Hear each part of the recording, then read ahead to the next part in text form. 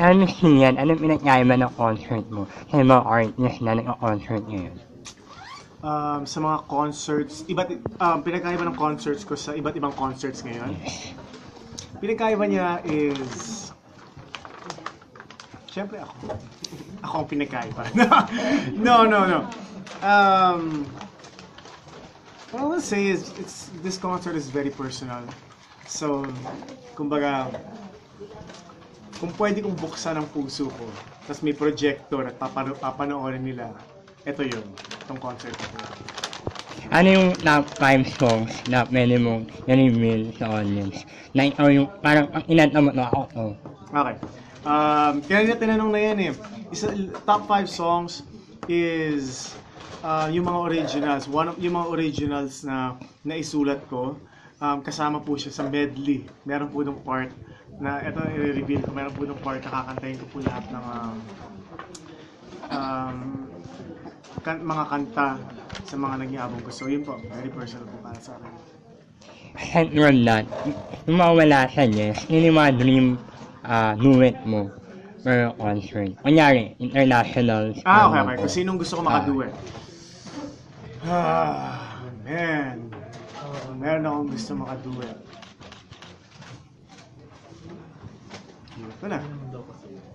Sabihin, Sir Elton John. Dahil, someone asked me this question before. Sabi nila, anong naging inspiration ko, bakit gusto kong tumugtog ng piano at kumanta at the same time. Sabi ko, napanood ko si Elton John tumugtog ng Can You Feel the Love Tonight habang nagpe-play yung Lion King na movie in the background. Sabi ko, one day I'll be like him. So, sana. Ayaw mo mga sumulat na niya nung genre or a movie? Oo naman. So, paano concept inspiration for that? Kung gusto kong magsulat ng ganun para sa isang pelikula. Ano man yung storyline niya from that? Maganda. Love story talaga eh. Romantic comedy na boy meets girl. Tapos magkakatuluyan sila. Pero, ang ending, hindi sila magkakatuluyan. Alam mo kung bakit? Kasi,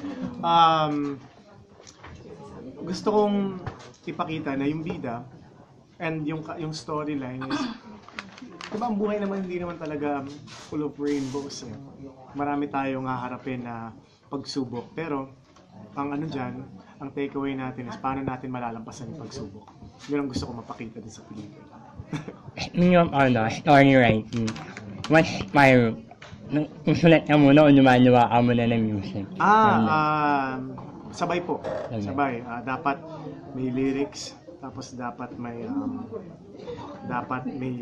piano sa harapan. Hindi ang mahirap para sa akin ang lyrics muna, tapos music or chorus muna, verse. Dapat dumadating. Thank you. Thank you.